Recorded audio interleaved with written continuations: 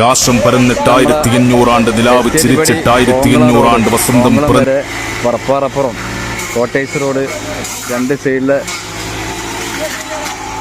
തോല് വെച്ചാണ് ഒരു പറ്റം ചെറുപ്പക്കാരെ ഒരു ശ്രമമാണ്. നബിദിനം പ്രമാണിച്ചാണ് എല്ലാവരും ഇതിന് ഇറങ്ങിയിട്ടുള്ളത്. ഇവിടെ ഓരോ പരിപാടി ഘോഷയാത്ര കാര്യങ്ങളൊക്കെ ഉണ്ടാവില്ല.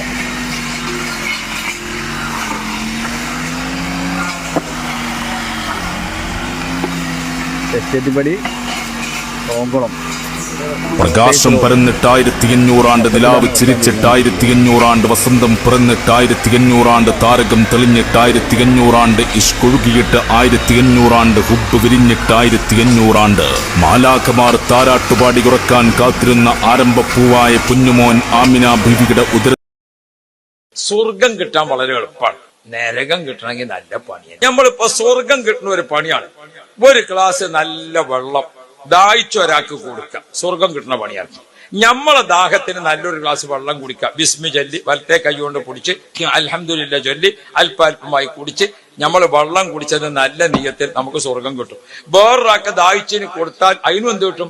സ്വർഗം കിട്ടും. ഒരു പൂച്ചക്ക് വെള്ളം കൊടുത്താലും സ്വർഗം കിട്ടും, ഒരു നായ്ക്ക് വെള്ളം കൊടുത്താലും സ്വർഗം കിട്ടും. നിങ്ങൾ നോക്കിയും സ്വർഗം കിട്ടുന്ന പണി എത്ര സന്തോഷത്തിൽ ചെയ്യാം. നരകം കിട്ടുന്ന വെള്ളത്തിന്റെ പേരെന്ന് പറഞ്ഞാൽ എല്ലാവർക്കും അറിയാപ്പത് ഇല്ലേ? മലയാളത്തിൽ എഴുതുന്ന ഏറ്റവും വലിയ ബോർഡ് കള്ള് എന്നുള്ള ബോർഡാണ്. എന്തുകൊണ്ട്? ലേശാണ് ചെന്നാ പിന്നെ കണ്ണാണൂല, തപ്പിയാരെങ്കിലും തടയണമോ എന്ന് ചോദിച്ചിട്ട് അത്ര വലിയ എഴുത്തേരി അല്ലേ? ചാരായത്തിന്റെ ചായന്റെ അത്ര നിങ്ങളുള്ള മലയാളങ്ങളെ എവിടെയെങ്കിലും കണ്ടുക്കണം.